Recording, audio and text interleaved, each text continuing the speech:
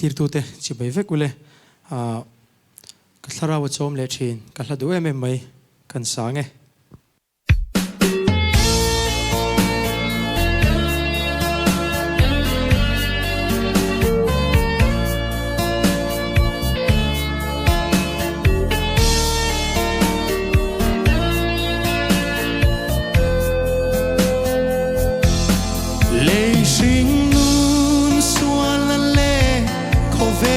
trên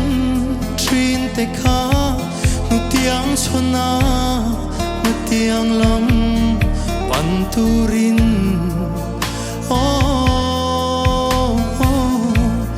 lali suwa ka charta eng kim dang aya nu zok chu ata kani khovel pa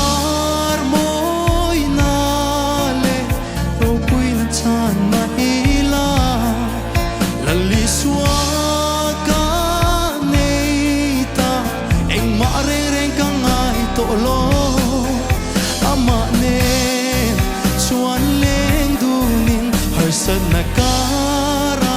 boka Thlarau Chhawm le thin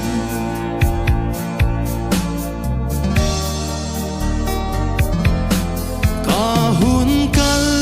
ta te kha ka don kir cha ni te hian ma ni nom na mai ka lo mang thina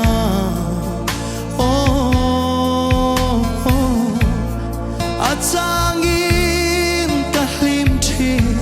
ma seria dai thei si lo be don na mai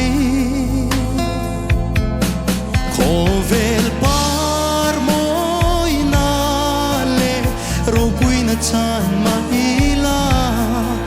la li suwa ka nei ta eng ma re reng ka ngai to lo amane chuan leng dunin harsat nakara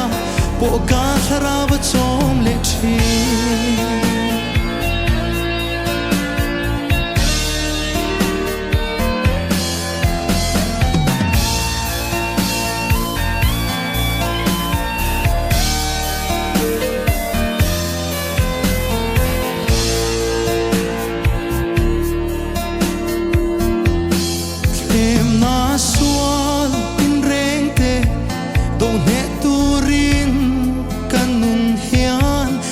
na tiên nê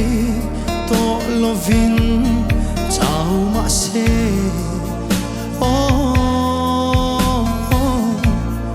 chắc lâu te tan chắc na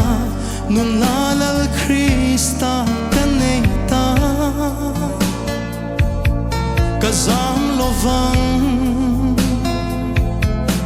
khovel par moi na le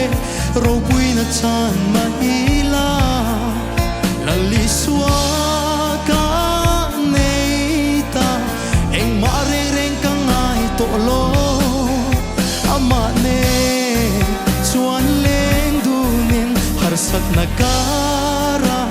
boka Thlarau Chhawm le thin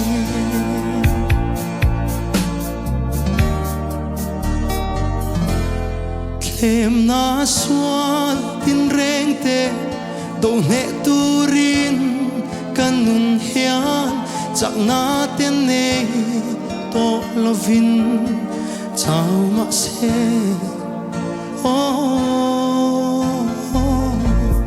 chak lo te tan chak na nun na lal Krista kan nei ta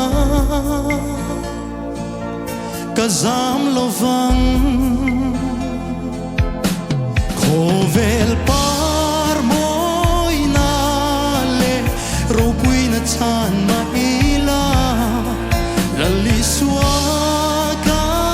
nei ta eng ma reng reng ka ngai to lo ama ne chuan leng dunin harsat nakara Boga Thlarau Chhawm le Thin